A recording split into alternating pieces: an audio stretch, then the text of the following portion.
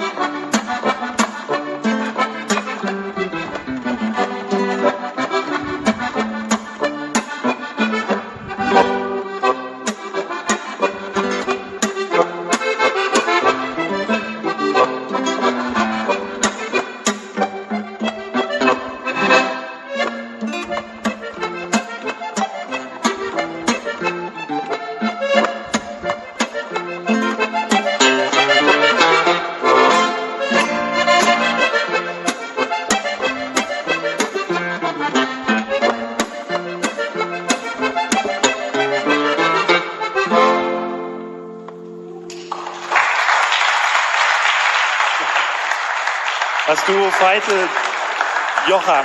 So, wer von euch ist jetzt der Toni Veitel? Das ist er. Und der ist an der Harmonika.